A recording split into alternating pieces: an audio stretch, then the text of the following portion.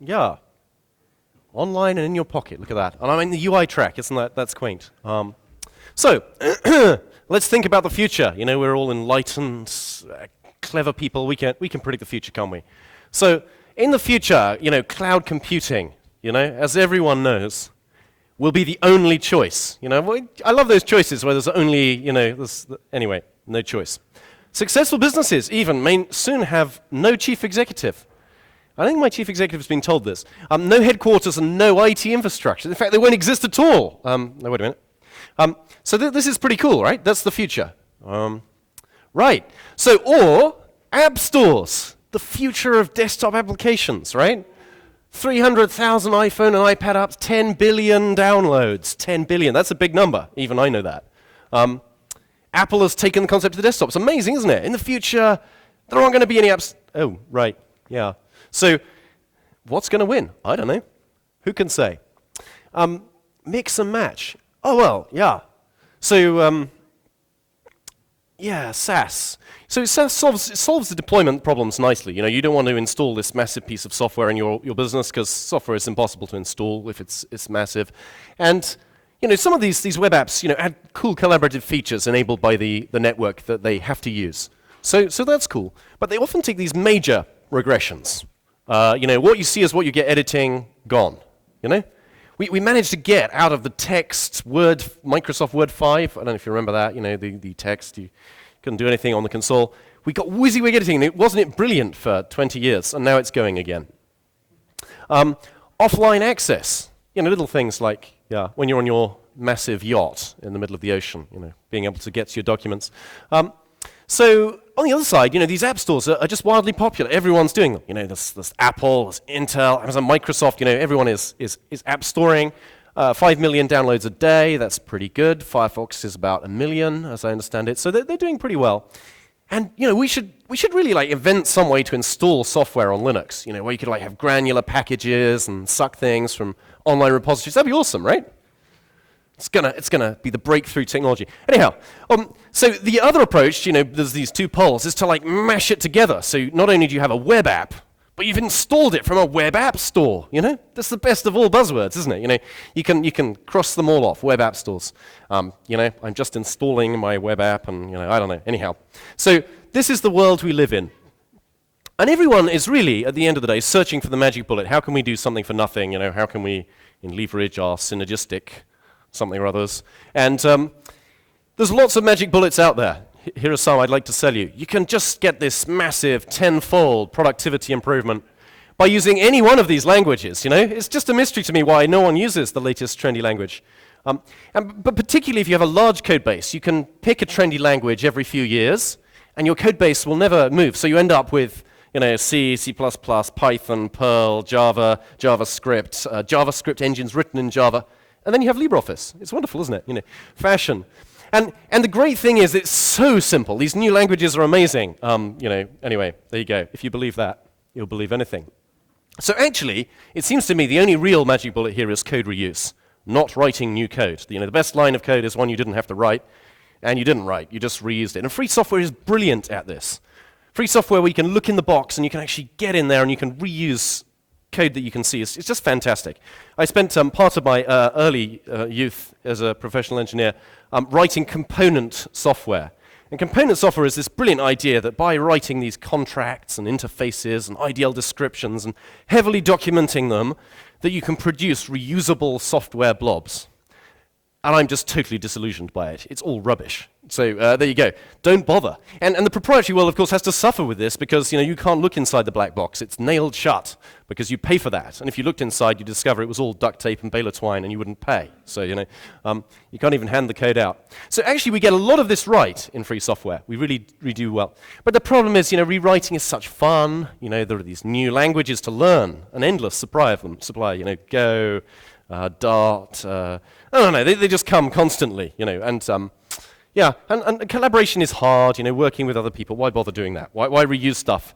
It's all old and boring. Well, so I'm interested in Office suites because I think Office suites are cool. And as you can see by the packed room, obviously, lots of other people agree. So here's a quick history of failed Office suite rewrites. which I think is perhaps interesting. You've obviously heard of MicroPro. They're the US's largest software company. Yeah, they were. Anyway, in the 80s, they were the biggest company ever. They were the #1 Office suite, WordStar, brilliant. And then they decided to duplicate their Office suite to compete with IBM's display writers. They didn't actually kill the product, because you've still got to sell something, right, to pay all these people and be #1. So they created another one. There was an exact functional duplicate with the slight changes, right? And this totally killed the company. They fought. There was internal warfare. Who should market which one goes to trade shows? WordStar 2000 versus WordStar. This is way before 2000. And yeah, they just killed it. WordStar 2000 never delivered. It never had the feature set. And it created a poisonous acrimony in the company that killed it. Corel Office. Now there's another leading product in the Office suite market. Absolutely fantastic. And they rewrote in Java because, as everyone knows, all software will soon be run on a Java virtual machine. It's funny, isn't it? How the old failures of yesterday come in as the new shiny technologies of today on your mobile phone. But anyway, maybe we can actually make this vision happen these days. But this beautiful technology demonstration, they trashed their working product and they put all their engineers on writing Java technology demos, which were brilliant in '97. You know, the zenith of run the beta in your browser. Isn't that useful? They never shipped a final version, squandered their cash, destroyed their market position. So that's fine. Microsoft tried the same thing, interestingly. They tried to rewrite Word, and they called it Pyramid. Actually, they tried several times. And Pyramid had been an attempt to completely rewrite. It's just completely broken. We need to completely rewrite the thing. And yeah, it was abandoned when they discovered they could just never catch up with themselves. So there you are. Much better to do incremental, stepwise refactoring. So it's not a terribly new idea, I would suggest, but it's one that's perhaps worth relearning. So I think we have a different approach. When I hear this model of, you know, we really need to rewrite the 8 million line Office suite in JavaScript, you know, I love that kind of argument, obviously. It's a full employment, you know, methodology. You know, if we had a Soviet state, we could employ hundreds of thousands of intelligent people doing useless work, rewriting it in type-unsafe JavaScript and trying to debug it. But if you disagree, that's fine. Go and do it somewhere else, but just not in LibreOffice. And interestingly, often you then have to be online yourself. Currently, most of these suites, in fact, if not all of them, you have to be online while you're doing it as well. And even the telcos don't believe you're going to be online all the time. If a telco actually believed you would be online and that their connectivity was any good everywhere, they put all of these apps that are running in this massive dual-core Java GL processor thing somewhere else. You know, like in the cheap, scalable cloud meta infrastructure, right? But they don't. Where is your address book? Well, of course, it's on your device, right? Because otherwise you have to lean out of the window like this to get a signal so you can call on the landline when it's not working, right? You know, and there's too many people died doing that. So they put it on the device, right? And similarly, they put, you know, just increasing amounts on this thing. This device starts to look like a laptop in your pocket. And then they turn it into a laptop, but hey. And yeah, you have this huge Flash player running. I mean, if you can run the Flash player on your phone, you know, it must have some serious horsepower in it. And you know, your GPU has more transistors than you do and all of that sort of thing. So yeah, none of it's in the cloud. Funny, isn't it? So here's how we're doing it in LibreOffice. We're basically reusing as much as possible. 95% of the code is shared across these things. Oh, there's even a laser pointer thing here somewhere. I'll try not to kill someone in the crowd. Wait a minute. What did that do? Oh, that's the kill your laptop button. Oh, well, that does. Oh, well. But either way, if you remember the picture that was on the screen before I pressed the kill button, then you'll... Does that... oh, it came back. Perfect. Now, which is the laser one? Tell me. Oh, the middle. Right, stand away. Perfect. So, so the web office here, of course, you know, shares everything. So that's one of the interesting things about this box is that most web office suites that you look at, you immediately cut features out. Like, that's it. You know, well, by the way, you can't do WYSIWYG, and you can't do this, and you can't do that, and you can't do redlining, and you can't do change tracking, you can't do, you know, powerful tables, and you can't do nested this, and you can't do that, right? It's a web office suite, right? That's what you do. But look at this one. It's got everything. It is the most powerful suite. In fact, if you look at LibreOffice as we install it, we don't even have the help embedded. You know, you have to go online to get the help in 108 languages or whatever we support, because it's that big, and it's that infrequently used that it's not worth having on your device. So that's interestingly different. about this approach. And of course, you've got the traditional model that has a bit of clip art and templates, but maybe not all of it. And then we cut it right down for a small viewing or minimal editing device on the handset. So it's a crazy plan. Well, is it possible? How can you have the same thing running on like this tiny device and also this great big PC? It's just impossible, right? Well, yeah, nice. Except the kernel is running on the phone and things that are smaller, and also your supercomputers, right? So in theory, this is possible. Whether practically it is, who knows? And of course, sharing code base. When you fix your rendering bug, it's fixed everywhere, which is nice. When you add your new UI feature, it's there everywhere. Your interoperability fixes, blah, blah, blah, they happen everywhere. And your performance wins. You speed up one, you speed up the rest. And there are other joys, really. I mean, you can, of course, build and debug your thing on the really fast hardware and before you run it on the really lame hardware. And incidentally, people who claim that writing millions of lines of JavaScript and running it in your phone, having jitted a type-unsafe language, where you can add members to structs after you've jitted it. This is, anyway, it's going to perform really wonderfully, and this is going to be much better than native code. I think are in La La Land with a vengeance. So there you are. If you see them, shake their hand. They need help. So interoperability, okay, you fix everything, UI improvements. So the other thing is that these devices are becoming remarkably similar. So on the left-hand side, you see I've stolen Intel's beautiful app artwork. And Ultrabook, I lie. Look at this slim, it's slim, right? And on the other side, we have an Android thing. And they look so different, right? Don't they? Like there's a keyboard, there's a touch screen. It's just a totally different device segment, the tablet. Anyway, so there's a degree of convergence, and we have to do a whole lot of this work anyway to get touch enabled and make the Office suite work well with touch. So, performance. Yeah, there's all these beautiful limitations you come across. Android's linker is particularly special. Only 40. Yeah, so you can only link 96 shared libraries into your application. We have a shared library problem from meta componentizing everything in the past, and so we're trying to de-meta componentize. And this is one of the things that will help drive that, I hope. And just a side effect of doing that work, though, actually Google Summer Code funded a chunk of this, and a chap called Matas Kukan, means that we'll be lumping more into one library, so we can link time optimize it and make it faster for everyone. So the work we do on that Android device actually will help everyone get a faster, smaller, more efficient LibreOffice. And you start to notice things like this 15% of your CPU startup is parsing config, and the first look, 20% of the config is parsing label descriptions or page things. No one ever, well, someone uses it clearly, otherwise we wouldn't have the feature, but it's really a 0.1% minority use case, and we're doing it in every startup for everyone. Why?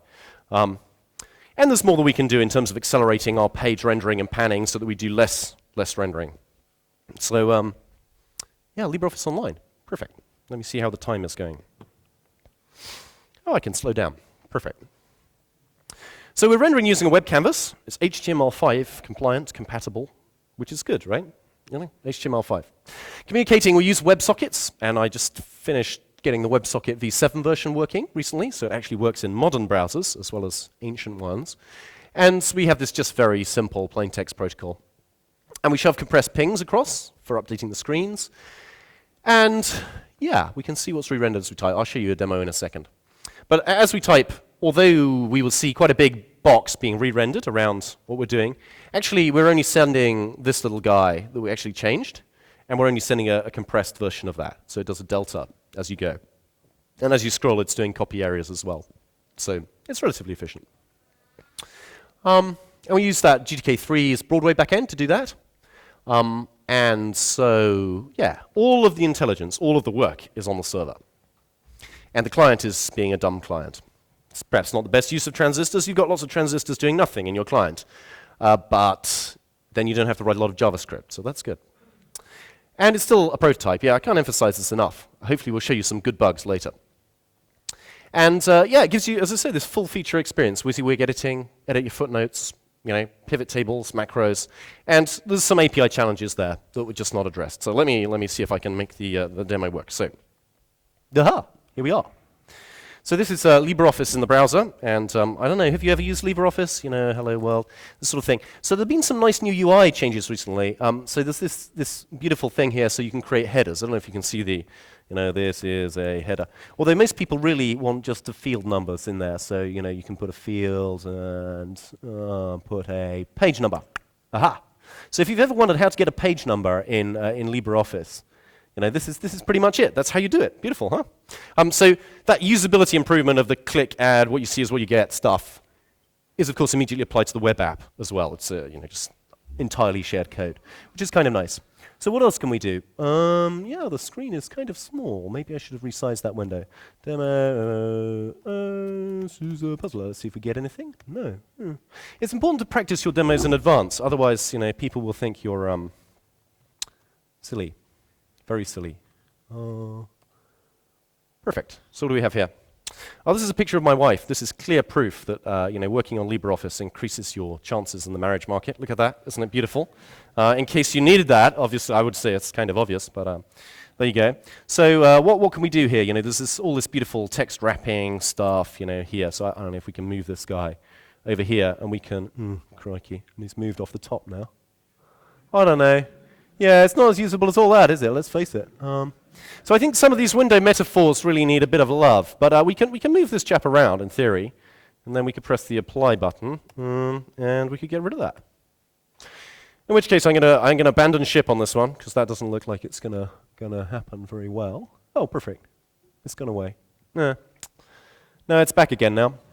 But I can move this chap around, and when I apply him, let's draw a little bit over here, and hopefully that'll stick out and cause grief for the other stuff. Ah, yeah. So you can see this is a real demo, right? There's no hacks here. Let me restart this because then you can see all the printouts scrolling like that, which I find it reassuring. Another nice thing is the ooh, no, what? How fascinating. Tell you what, I will not show you my macro demo just now because it looks like this is not having a good day. Which is a shame. But hey, you nearly saw this, and then you nearly saw the macros running, right? Okay, claps, applause, go on. Thank you. I tried. Yeah. So I was up until very late the night before last working on the Android port, which is even more flaky. But we'll see that in a minute. But the nice thing is, of course, you can run your VBA macros. If you have your enterprise that really doesn't use much stuff, and we talk to businesses that they don't really want to install an Office suite on lots of machines because they actually only use a few documents and only in a few random timesheet filling type applications. And it's a pain in the backside to have to deploy this thing and manage it. So they quite like that, a central management thing. So then there's the it can't possibly scale argument. Oh, I'm really annoyed about that. I should really, let me just fiddle around with it again. Maybe we can get something funny to happen instead, right? No, I'm not going to kill all of those. Did I actually get rid of it? Yes, I did. Maybe this, I'm going to blame the browser. So why would that be there? How can it? Oh, well, anyway. So maybe if I can type some things, so I can turn on the re-rendering support, so you can see as I type that it is re-rendering stuff like this, okay? Which is kind of nice. Of course, it only re-renders the bit that I'm actually caring about, which is kind of good. So you can see that. Let me see if I can get the VBA demo to work, because that's actually quite fun. And it's branded. It's very important to be fully branded, Here we go. So there's a little button here, and you've got this. This is a VBA macro, and you can run it, and you can play those, the productivity enhancing games that are so key to our modern enterprise system. And I should get something. Look at that. Don't you think? Oh. I don't know. So while the Android virtual machine is building itself, you can do that. So it takes a little while. Anyhow, so whether it can possibly scale. So LibreOffice, in a multi-user, well, we already do this for Remote X. So here are the names carefully scrubbed out of the people that happen to be typing at that minute. But this is 73 live users and 10 people in Writer and 10 in Calc. And this is on, it's a pretty beefy hardware. And this is what the sysadmin guesses he'll get out of that. If rented servers truly are cheaper, if they truly are cheaper than, lots of cheap laptops, then why doesn't it, make sense? So that's the thought. So show me the code. Well, it's all there. It ships out of the box. People put nasty things on Twitter saying, where's the code? Because they haven't looked in master and discovered it's all in the main branch. And so here it is. It ships out of the box. And it even works on a reasonably modern operating system. You need some updates to SUSE 12.1 to do it. And that's it. Hacking help is needed. The basic way it works is that our VCL rendering, our class libraries, used to render using X directly.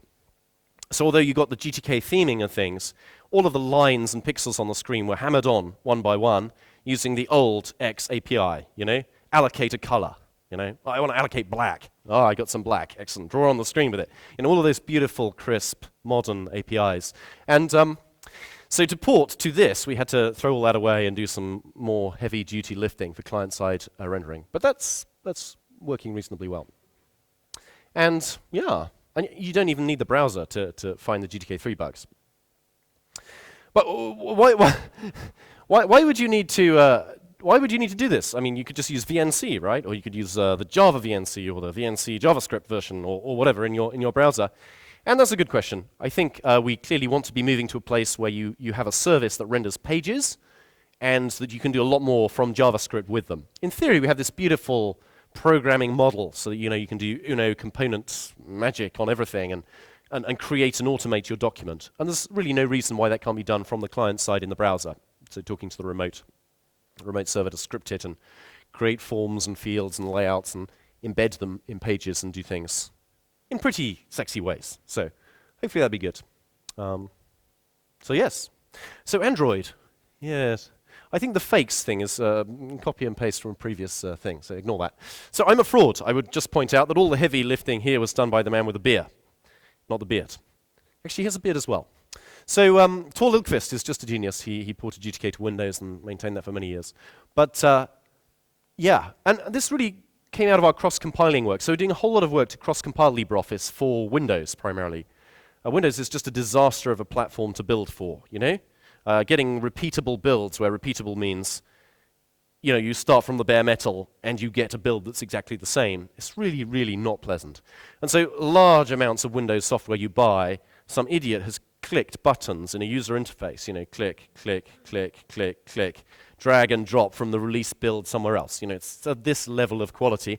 And we don't like that. We want to click a button and minutes later to have an entire clean rebuild of LibreOffice. And so a large amount of work's being done here, in part by Tor, in part by Kendi, who's sitting at the front here, to cross-compile to Windows. Also because it takes about 45, 30 minutes, 25 minutes on one of these 64 CPU monsters that we have in the labs to compile from clean the whole thing, whereas on Windows you're talking 6 to 8 hours. So quite a serious difference. So that's pretty good. So just out of the cross-compiling work falls the fact that you can cross-compile to ARM from Mac, or to Mac from ARM. Or, yeah, I don't know, all these kind of weird combinations. It's extremely useful for Android, and for iOS, and so on. And there's really a lot of interesting new things to do. If you want to play with Android and really get some experience of it, just get stuck in. I have this branch here, Feature Android. There's not much in it in terms of patches, but it's pretty cool. We're getting somewhere. And I was gonna, there'll be some kind of live demo. It's not going to be very good. Let me try and. The orangey stuff is just a artifact of I wanted to get something on the screen, so I wrote a silly loop that dumped junk in it, and we managed to get the fonts working. So look at this. This is improvement. Look from there, no fonts, to here with fonts. Look at that. I don't know. And let's see if the emulator is actually going to wake up. You must bear in mind that this is an emulated ARM device. Oh, it did. Look at that. And I press Tab, and if I'm lucky. Oh, I got a menu. I've never got a menu before. Oh, and it crashed. Awesome, awesome. So you like my demo? Look at that. Hey. And you get all sorts of debug down here as well. Look at that. I might try running it again. Let me see. I'll point out that Kendi was finding my ridiculous programming errors last night there. So one of the nice things about Android is you can't attach the debugger to start with. You can't run the app in the debugger. You have to run the app and then attach the debugger. But if the app's crashed before you attach the debugger, you can't debug anything, right? So there's all of this, let's add a really big sleep right at the beginning, which seems like a good idea, except you can't see debug symbols for apps that load off, libraries that load after you attach the debugger. It's a bit of a pain.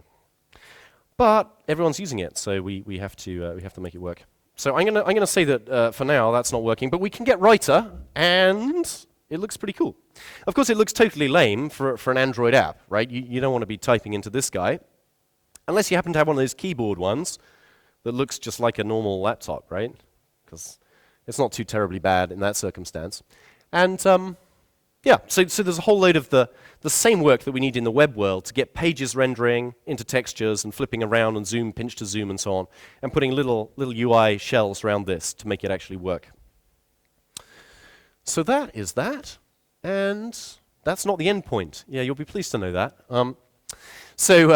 We need this Java native wrapper to make this work well, and I think we're targeting this high fidelity viewer first so that we can see documents. There's nothing really that will render your nice weirdo Microsoft documents with those funny features inside and the smart art and the odd custom shapes and so on, as well as doing your ODF and doing your, well, even more exotic Corel weirdo file formats and so on.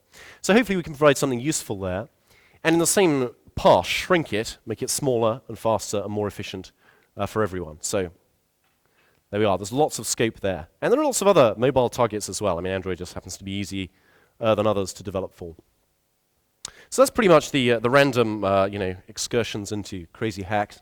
I prefer to talk about 3.5.0 actually, but let's see if we've got some time for that. So it's out next week, which is good. And the key point is that there's whole loads of cool volunteers been working on this. So here's a graph of it. I like to admit what the scale actually means on the left-hand side. I think that's very helpful for people. This is the number of people committing code in a given month. So you can see, as the months go on. We lost Oracle. I guess that's the big red thing here. But that was kind of inevitable. So we're doing well, growing and producing lots of nice features. So one of the things, are the Germans here? Do we have any Germans that have crept in? Does anyone speak German? Vaguely. Aha, good, perfect. People at the back, good, more. It's fine to be German, honestly. These people have a special mission in LibreOffice because we have lots of German comments. And I heard this plaintive plea earlier from our writer maintainer who has to wade through all of this layout code, which is not particularly beautiful. Please, come and translate the comments in the layout code in writer. Anyhow, we're making some good progress here. We managed to translate 20,000 lines of German comment as found by the tool in the last two releases. So these wonderful people. And we only have 32,000 to go, so the job is nearly done. If you don't join now, it could be your chance for glory, could be finished. So yeah, if you speak German, please help. Other things we're doing is removing code that's never actually run. So we have a brilliant tool written by Quailon that can definitively prove that this code is never actually run. It's not linked. It's not even, there's no pointers to it anyway. So we're doing pretty well. We had 5,000 plus methods we knew weren't ever executed, and we've managed to get this down to 1650. So this task is coming to an end, but there's still some fun to be had there too. So here are some other features that have been put in. This guy is actually a hero. He's written, so we never had a grammar checker for a long time. It turns out that just before Novell bought Simian, they sold the grammar checker that Novell had to Microsoft. So Microsoft's grammar checker is actually sort of Novell technology that we could have open sourced had we not foolishly sold it just before. But anyway, apart from these kind of historical sadnesses, we have now this Python grammar checker that's pretty cool, as I wrote. And he's also done some pretty nice typography things, making LibreOffice much better for desktop publishing and doing some really pretty font work. Hopefully I'll be appreciated by people. What else do we have? Oh yeah, if you like game theory, I don't know if you like game theory, we should nuke the Russians immediately. I think von Neumann was very up for that. I don't know, that's a very good application of game theory. But anyway, if you like that sort of thing, Olivia has been making your life beautiful. If you're from an Asian area, much improved RTL stuff, which is cool. What else? Oh, improved conditional formatting. Did I mention all these are volunteers who just showed up and came and contributed cool stuff? Anyone that's ever saved in a Microsoft format using OpenOffice would have been presented with a question they can't possibly answer. And, would you not like to not save it in the other format that whatever, So there's this keep current format, which you don't know what it is, but they, you chose it. And then save and edit. So it's all been changed, like, use Microsoft Word 2000, whatever, use ODF format. So hopefully the annoyance factor is slightly reduced. Very easy patch. Cool guy, done by volunteers. Came along. What about this one? There's a thing called Microsoft Visio you can buy if you, have a small fortune. And now we import it. If you watch carefully, we'll switch to the other version.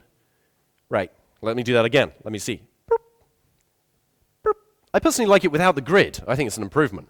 But so there's a huge amount of work being done there, and that's really cool. And there are pictures of the people actually doing it here at the party in Paris. If you go to a party in Paris, you should be hacking on Visio import. Valek and Friedrich and Tibi Little have been doing that. That's exceedingly cool. What else? Lionel Elie Maman, I've missed an L out of his name, it seems. There's a base maintainer, and he's doing a great job of improving base, which is pretty buggy, our database piece, along with help from other people doing some fantastic things there. Marcus Mohar at the bottom is also awesome, and many of these people will be speaking actually in our dev room, which you're missing now, sadly. It's kind of the same day. You should try it out. And not only has he gone and improved calc performance a whole lot, but he's also built our unit test framework almost. Well, not single-handedly, lots of other people have helped, but he's done a huge amount, being the driving force behind hundreds, if not thousands, of unit tests, exercising huge proportions of the code, which we now run many of them during compile. So you can't even get away with compiling the thing without running the unit tests. Oh, and incidentally, though the UI may be all belts and duct tape, most of these run on Androids and just work. So we're confident that the core engine is working really well. So yeah. As you compile, it imports, calculates, and checks the spreadsheets. You may think that's a waste of your CPU, but since it takes 45 minutes to compile, we think we can spend another 2 to 3 minutes checking that it actually compiled something that runs. So that's pretty good. We even imported all our old CVE bugs, those security bugs, and discovered that many of them had regressed. So we now import all of those during compile as well and make sure that, in fact, we're still secure. So that's pretty cool. Here's, not done by volunteers, it's done by Radek Dulik. This is how we used to import our custom shapes. It should look like that, which is what it looks like in 3.5. I don't know if you notice the difference. Kind of profound. And with that, we can start to import smart art. So there is this beautiful feature in Microsoft Office that does this diagram creation stuff. And we can now start to import those things so your slides don't have big holes in them where the smart art used to be. What else? Okay, yeah, and there's lots of QA and bug fixing. Rainer is doing some fantastic work here and producing metrics of bug fixing and bug counts, and we've even managed to get our filed bug rate to open bug count to plateau, which is pretty encouraging. So we're managing to start to fix as many bugs that are filed, and with your help, we could even drive that thing down so that it's dead, which would be great. So, what are my conclusions? I can't believe it. I did a 34-minute talk. Is that right? Instead of a 50-minute one. Okay. Well, we'll have to revisit some of this. So here are the conclusions. Code sharing is nearly the silver bullet. If you want a silver bullet, if you haven't read Fred Brooks' book, you should read Fred Brooks' book. The second edition, it's very good. It's profoundly better than the first edition, in my view. But read the introduction to see why. Code sharing is nearly the silver bullet that kills the werewolf of complexity, etc. Rewriting a huge Office suite is a pointless waste of time. It doesn't work. We have all of these historical examples of it not working. It's a silly thing to suggest doing. LibreOffice is really getting a lot better. It's actually fun to hack on. It's a project people can be excited about belonging to and doing stuff. And because so many people use it, your small fix there has a huge impact on lots of people. And all those people struggling writing slides for their conference, are slightly less annoyed when they come to project them, all of that good stuff. Of course, the online port, the Android thing is useful in many senses. It needs more work, as you see. If you can help out with that, that's much appreciated. Do come and see me.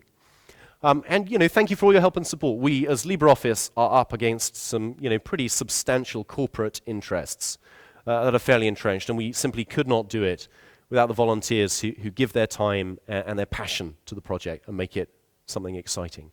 So thank you for helping with that, and please do get involved and help us. And are there any questions? That's where I'm at. There's a man at the back here. Go for it, sir.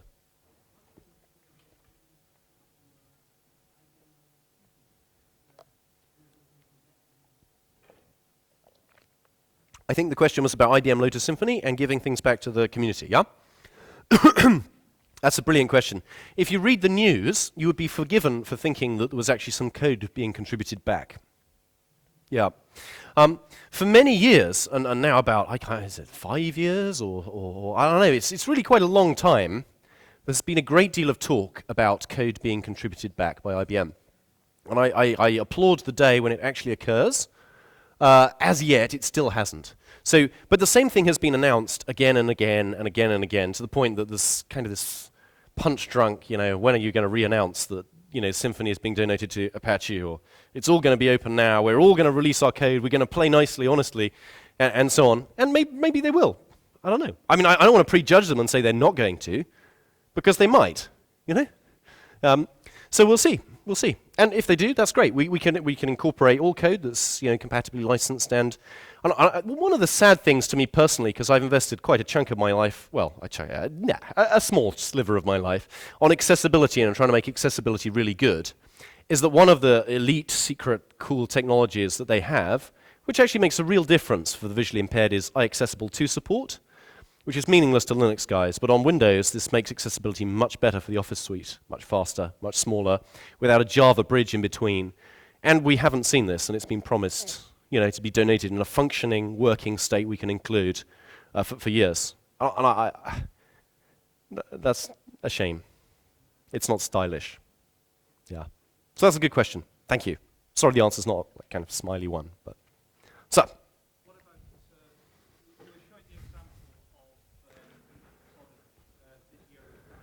Yeah. Mm-hmm. Yeah. So of course, Draw has a gallery. So in theory, it's all done already. Like if you want the box checking mentality, haha, we already do that. But actually, you're right. It's just lame to use.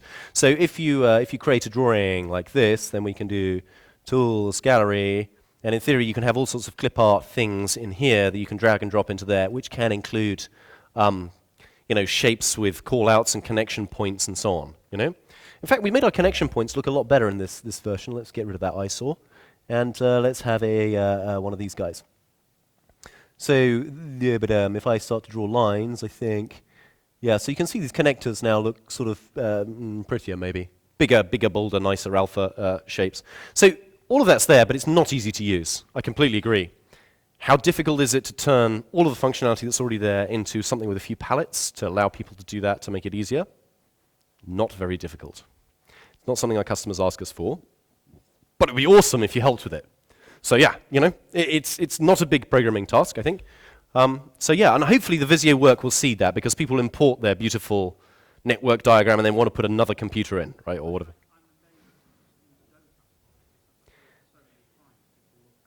Okay. Yeah, the problem is that they always say but only if, and then there's one of three things, like it needs an email client, it needs a project management software, it needs a media player, it needs drive my car. So there's always some excuse for not using free software. I agree this is a useful feature to have. And it will. It's good, isn't it? Yeah, so brilliant. This is a volunteer project. It's not like in the past where there was one big corporate entity behind it that did everything, and you could be angry with them if they didn't do what you wanted. There's no one like that now, so it's just us. So if we want the feature, we get to do it. So see me afterwards. I'll show you some code pointers. I'll help you. I will invest my life in making your project succeed. And that's all we can do, to try and help other people make a success of their contribution. Seriously, or find someone that you would be interested in hacking that. It's a cool idea. I totally agree. We need something that will draw diagrams and make it easy to do, for sure. Someone else. Yeah.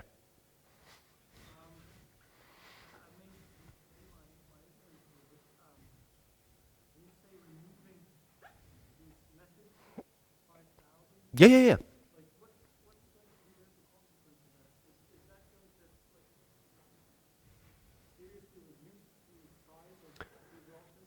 Right, that's a good question. Yeah.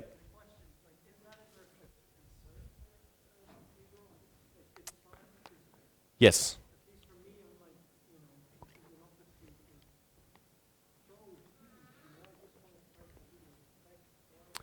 Okay. Why does it have to be so big? So you sort of answered your question. So the question is it significant removing unused code? I think, basically, and how significant? That's a good question. I didn't put that in my slide. I think last time I did the metrics, we do have 8 million lines of code, 500,000 methods, 5,000 unused, or whatever, 1%. The problem is that every 1% that you save adds up after a while. And yeah, it's a worthwhile thing. It makes it easier to look at the code. It makes it easier to read. It makes it easier to git grep for the thing you want without getting 3 other things you could change that aren't actually executed ever. There's this sort of thing. The other thing that's interesting is as we remove more unused code, we discover more unused code.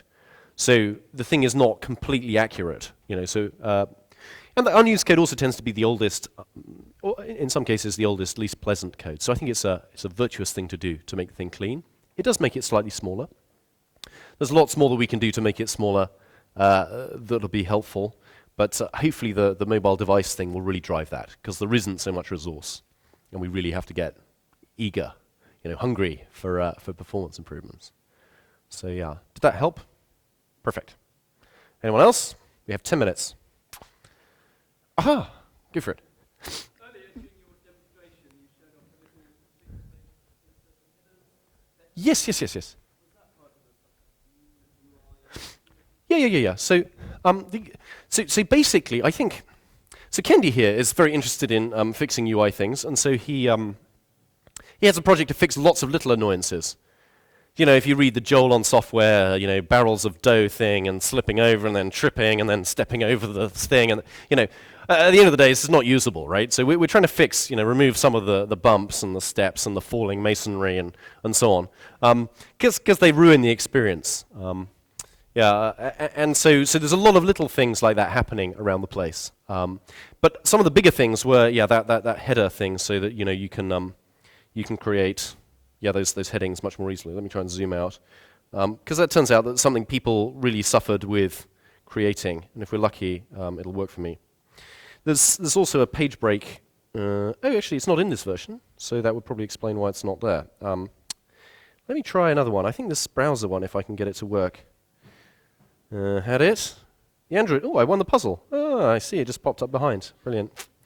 Let me kill this browser thing and do one here, and we'll see. That was quite quick, huh? Do you think we're improving our performance, startup performance? I hope so. Maybe it's having an SSD. I don't know. That's might help. So that's part of it. But there's also this, if you insert a page break, have this page break line that you can click on and do, this sort of thing, to try and make it cleaner inside the document. So you see your page break where the page break is, not this sort of funny character in the document, which is kind of nice. There's also some work to make the page markers, I don't know. There's so many things happening and so many people doing it, it's kind of hard to say. Is there anything that you particularly loathe in our user interface that you'd want fixed? Yeah. Yeah, so we have this thing called the Easy Hacks project where we try and encourage people to get in. So what we would do is we wouldn't necessarily fix it, but we'd write a clear description of how to fix it. And then often people come in and are like, I did this, 3-liner. And, having pointed someone to it, it's easy for them to do it and see it and get the achievement hit and be encouraged to do more. So, so we're trying that. And we have an intern who's been doing a whole load of, improving the glue points, rendering. What has he been doing? What's Tim been doing, Kendi? Tell me. See, on the spot. There we go. But lots and lots of little features. One thing Kendi did was the searching, so you can now do Control F and you can type, down here and actually have a reasonable search thing. Now the problem is Control G, which as everyone knows should search for the next thing, doesn't. So, easy. How hard can that be? There's even a button here that does it. It just needs a binding adding so that it will search for the next one, right? And behave as Firefox does, which as everyone knows is the right way to do it. So, yeah. So there's lots of things that can be done there. How are we doing? End of time? Oh, gentleman here. And should that be the last one? No, we have 2 more. You. Oh.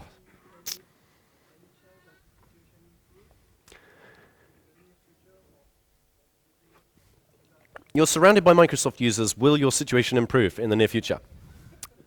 I don't know. That really depends on them, doesn't it? So you could move. I don't know.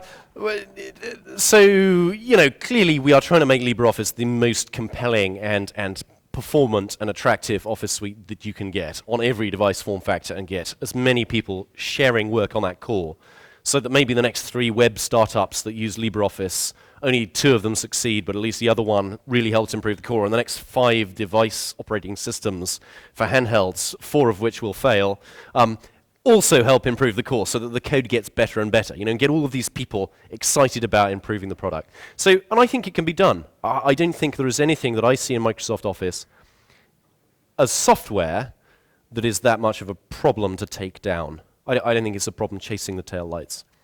The problem I see is only in the ecosystem of getting people to sell it. And so there's some good work there being done by Italo to build certification programs for mum and pop shops and people who want to support and resell support for LibreOffice, so we get a quality experience. And so we build the brand and make people think, actually, LibreOffice is really good. If I get support for it, it will be good quality support. I'm not going to be sold a duff one. So we're trying in all of these ways to build the ecosystem, but it's work. So get involved, and it'll happen quicker. How about that? One more, last question. Aha, back to you. Have you done any work with Alfresco to integrate? That's a brilliant question again. Yep. So the question was Alfresco and document management systems. So there's a thing called CMIS, which is a protocol for talking to wonderful document management systems. And there's a lot of interest in SharePoint. I'm sorry to say that many people out there in the real world, however real that is, are using SharePoint servers and building their business process around it that ties client, Office Suite, and server together in a very frightening way to get rid of. And so we are doing some work, and there's a guy we just hired, in fact, Miklos, who's written a SharePoint integration thing. It's in Java, so there's a slight damper on the enthusiasm. But it does some useful things if you have SharePoint, better than the web, a horrible web interface. So getting those problems solved is clearly important for us, and we want to fix those. And Alfresco happens to use the same protocols, so it should just work. Cool. Well, you've been very patient. Thank you for your time, and I hope to see you next year.